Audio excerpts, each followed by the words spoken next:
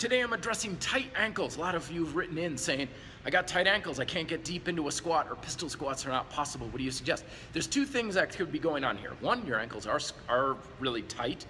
Two, it might not be your ankles, it might be something else entirely, which I'll get into in a minute. But let's say your ankles are tight. What can we do about this? My experience, because I'm tight as all hell, is that I get a lot more mobility when I practice strength moves that require that mobility rather than stretching and foam rolling and all these other things. So practice deep squatting with as much ankle flexion as possible on a very high frequency basis. We're not going to be able to override 40, 50, 70 hours of sitting every week with just a couple of sets of squats once or twice a week. Definitely this is something to practice on a very high frequency basis, and maybe even many times every single day. That's one of the reasons why I'm a big advocate of daily training, not necessarily just doing something once or twice a week. Remember, you don't have to recover from training. You recover from fatigue, doing things like getting into a deep squat, shifting around, stretching, working on that ankle mobility. That's not gonna elicit a lot of fatigue, so you can practice it on a very frequent basis.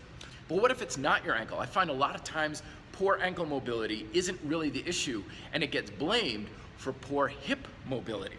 Hip mobility is a big thing with squats because a lot of times we don't have the mobility to drive our weight down and forward into the bottom of squats and lunges.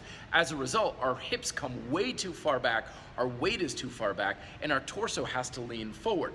And at the same time, the knee, as a consequence, isn't coming forward enough as well. So how do we get rid of this? Well, the first thing to do is, I think we've gotten a little out of hand with this idea of when you squat, drive your hips way back, like you're sitting way back into a chair. Squatting is not sitting. Sitting in a chair is an artificial way of using the body. Squatting is entirely different, where our hips are actually moving more downwards, and they don't have that much backward mobility. I think the idea of sit back applies to certain individuals with certain body types or certain exercises, but for the most part, especially with bodyweight training, it's not that applicable. So here's the way I think about it.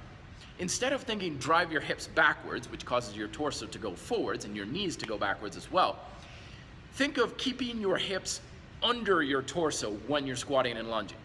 Keep your hips under your torso. This will allow a lot more mobility in your knee and your ankle, but also your hip as well as you get deeper into your squat. Opens up the squat, opens up your hips, the back of your hips, creates more balance, more stability, a lot more of your weight is forward. Also, your torso is much more upright. There's a lot less shearing stress on your lower back and on your knees as a whole. And I know a lot of people are very concerned with, well, we can't just do this with just knee mobility. Try this on for size. Get against a wall, heels against a wall, back is against a wall, and try and squat with just moving your knees and your ankles. To my knowledge, it can't be done. There might be some contortionists out there, people who are really good mobility can do it, but you can't squat, to my knowledge, without getting your hips back at least a little bit. What we're trying to do is eliminate excessive backward movement with the hips. So keep your hips under you as you squat down, open the hips, open the ankles, close the knees, balanced, controlled, much easier on the body, and I think you're gonna have a good time with that. Practice it daily. Let me know if you have questions below. Be fit, live free.